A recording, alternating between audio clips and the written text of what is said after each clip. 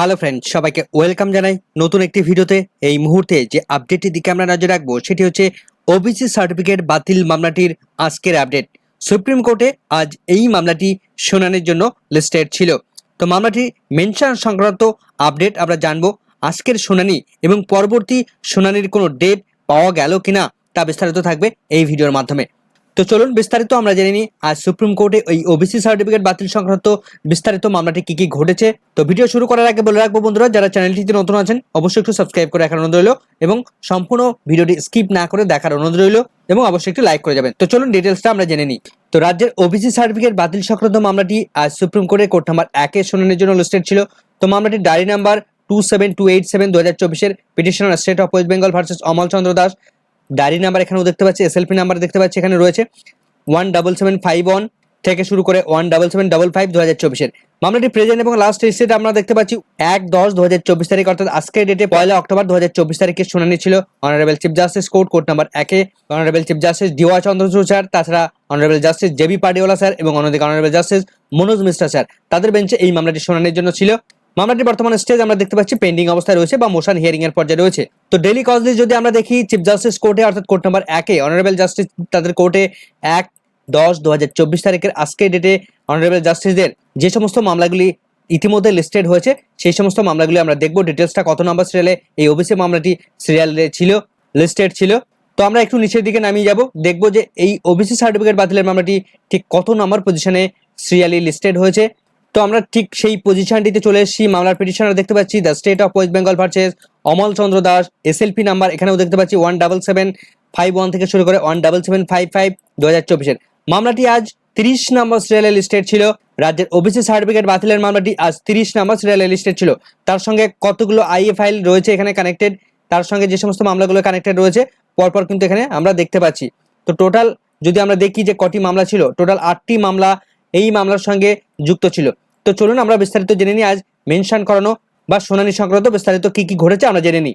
তো আজ 1 অক্টোবর 2024 তারিখে সুপ্রিম কোর্টের court number 1 honourable chief justice কোর্টে একদম ফার্স্ট আওয়ারে মর্নিংয়েই ওবিসি সার্টিফিকেট বাতিলের মামলার পক্ষ থেকে বেশ কয়েকজন লয়ার তারা এই মামলাটিকে মেনশন করানোর জন্য কোর্ট নাম্বার 1 উপস্থিত থাকেন। তো আজ যথারীতি তারা এই মামলাটিকে মেনশন করাতে পারলেন। তো আজকের মূল শুনানি পর্যায়ে প্রথম যখন স্টার্ট হয় তখন আজ একটা স্পেশাল বেঞ্চ বসে। সেই বেঞ্চে 301 নম্বর সিরিয়ালে মামলাটির শুনানি চলে।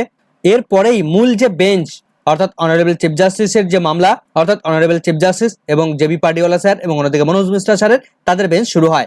তো শুনানির একদম শুরুতেই বিভিন্ন মামলাগুলো মেনশন শুরু হয়। তো তখনই ওবিসি সার্টিফিকেট বাতিলের মামলাগুলির যে সমস্ত অ্যাডভোকেটরা রয়েছেন তারা এই মামলাটিকে মেনশন করানোর জন্য আসেন।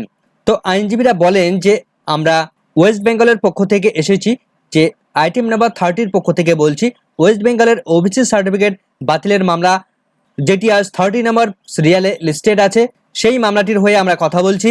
তো রাজ্যের এই ওবিসি সার্টিফিকেট বাতিলের মামলাটি এটার উপর সম্পূর্ণভাবে অনেক কিছু বিষয় নির্ভর করছে। রাজ্যের বিভিন্ন ক্ষেত্রে রিক্রুটমেন্ট প্রসেস থেকে শুরু করে অ্যাডমিশন, বিভিন্ন ধরনের স্কলারশিপ এবং নতুন নতুন কাস্ট সার্টিফিকেট ইস্যু করা থেকে শুরু করে বিভিন্ন ক্ষেত্রে এই ওবিসি রিলেটেড নিয়ে বিভিন্ন রকমের প্রবলেম তৈরি হয়েছে। অর্থাৎ সামগ্রিকভাবে যে রিজার্ভেশন পলিসি রয়েছে সেই রিজার্ভেশন পলিসিকে সম্পূর্ণভাবে ভায়োলেট করা হচ্ছে। তো পশ্চিমবঙ্গের এই ওবিসি সার্টিফিকেট বাতিলের মামলাটি এটি দ্রুত শুনানি করানোর প্রয়োজন রয়েছে এমনটি তিনি বোঝানোর চেষ্টা করেন এবং তিনি এই ওবিসি সার্টিফিকেট বাতিলের মামলাটিকে মেনশন করান। তো তখন মামলার আইনজীবী তিনি এই মামলাটিকে নেক্সট মন্ডে রাখার প্রেয়ার জানান, অর্থাৎ পরের সোমবার যদি এই মামলাটিকে শুনানি করানো যায় তাহলে তাদের পক্ষে ভালো হয় এমনটি তিনি প্রস্তাব রাখেন। তো বিচারপতি তিনি জানান যে আমরা আগেই বলেছি যে এই যে ভ্যাকেশন রয়েছে সামনে, সেই ভ্যাকেশনের পরে গিয়ে এই সমস্ত মামলাগুলো আমরা গুরুত্ব সহকারে দেখব। তো আমাদের রাজ্যে দুর্গাপুজো এবং সেই সমসাময়িক সময়ে সুপ্রিম কোর্টে বেশ কিছুদিন ছুটি রয়েছে, মোটামুটি 1 সপ্তাহ মতো সুপ্রিম কোর্ট তার শুনানি বন্ধ রাখবে। তো ওবিসি লয়ার তিনি বলেন যে যদি করে সোমবার এই মামলাটিকে রাখা যায় তাহলে খুব ভালো হয়। তো বিচারপতি একথা শুনে তিনি বলেন যে মন্ডেতে আমরা কি করে রাখবো, সোমবার আমরা কি করে রাখবো এই মামলাটিকে, কেননা ওই সময় তো সুপ্রিম কোর্ট ছুটি থাকবে, সুপ্রিম কোর্টে তো কোনো শুনানিই হবে না, মন্ডে তো ছুটি রয়েছে। তো ওবিসি লয়ার বলেন যে আমি এই মন্ডের কথা বলছি না, আপনার ভ্যাকেশন যে মন্ডে পড়ছে সেই মন্ডের কথা বলছি। তো সুপ্রিম কোর্টের এই মুহূর্তের হলিডে লিস্টটা যদি আমরা দেখি তাহলে আমরা দেখতে পাবো আজ 1 অক্টোবর তার ক্যালেন্ডার আমরা দেখতে পাচ্ছি আগামীকাল ছুটি রয়েছে এবং 3 তারিখ এবং 4 তারিখ শুনানি হবে। তো তারপর থেকে 6 তারিখ রবিবার রয়েছে, 7, 8, 9, 10 থেকে শুরু করে 12 তারিখ পর্যন্ত ভ্যাকেশন রয়েছে সুপ্রিম কোর্টে। তারপর 13 তারিখের পর 14 তারিখ থেকে নতুন সপ্তাহ শুরু হচ্ছে। তো সুপ্রিম কোর্ট খোলার পরেই প্রথম দিনেই অর্থাৎ এই 14 তারিখ মন্ডে এই দিন কি রাখা যেতে পারে বা এই দিনকে শুনানি করানো পসিবল হবে? যদি শুনানি করানো যায় তাহলে খুবই ভালো হয়, এমনটা তারা প্রেয়ার জানান। তো বিচারপতি সমস্ত দিক বিচার বিবেচনা করে তিনি বললেন যে ঠিক আছে, বিষয়টা আমরা দেখছি যে কি করানো যেতে পারে, তবে আপনার ভ্যাকেশনে আমরা এই মামলাগুলো তুলব। তো আজকের সুপ্রিম কোর্টে এই ওবিসি সার্টিফিকেট বাতিলের মামলাটি এভাবে মেনশনিং প্রসেসটা কমপ্লিট হয়েছে।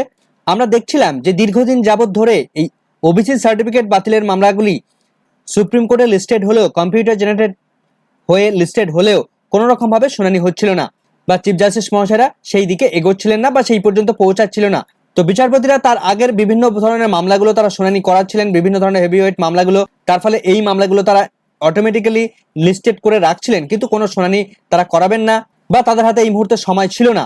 কিন্তু আজ 30 নম্বর সিরিয়ালে এই মামলাটি লিস্টেড থাকা সত্ত্বেও মামলাটি কেন শুনানি হলো না, মেনশনিং হওয়া সত্ত্বেও কেন শুনানি হলো না? তার কারণ আমরা কজ লিস্ট যদি দেখি, 30 নম্বর সিরিয়ালটা একদম লাস্টে, আজকের যে সমস্ত মামলাগুলো লিস্টেড আছে সেই সমস্ত মামলাগুলোর একদম লাস্টে 30 নম্বর সিরিয়ালটা রয়েছে। তো এর আগে যে সমস্ত মামলাগুলো রয়েছে, প্রচুর মামলা কিন্তু একসঙ্গে কানেক্টেড ম্যাটার হিসেবে রয়েছে। দেখতে মনে হচ্ছে 30টি মামলা, কিন্তু প্রত্যেকটা মামলার সঙ্গে কানেক্টেড ম্যাটার হিসেবে প্রচুর মামলা আছে। সুতরাং প্রত্যেকটা মামলাকে গুরুত্ব দিতে হচ্ছে, প্রত্যেকটাকে শুনানি করানো হচ্ছে। তার ফলে 30 নম্বর পর্যন্ত আজকেও কিন্তু পৌঁছানো সম্ভব হয়নি। তাই আজ এই ওবিসি সার্টিফিকেট বাতিলের মামলাটি কোনো রকম ভাবে শুনানি হলো না। তবে আশা করা যায় আপনার ভ্যাকেশন এই মামলাটিকে শুনানির জন্য লিস্টেড রাখবেন অনারেবল চিফ জাস্টিস মহাশয়রা। আশা করা যায় যে 14 বা 15 তারিখের দিকে এই মামলাটি শুনানির ডেট মেনশন করে দেবেন তারা। তো পরবর্তীতে সুপ্রিম কোর্টের দিকে আমাদের নজর থাকবে কোন দিন মেনশন হয় বা কোন দিন এই মামলাটিকে শুনানির জন্য লিস্টেড রাখেন, সেদিকে আমাদের নজর থাকবে। আপাতত এই ভিডিওটি এখানেই শেষ করছি। ভিডিওটি সম্পূর্ণ দেখার জন্য সকলকে ধন্যবাদ।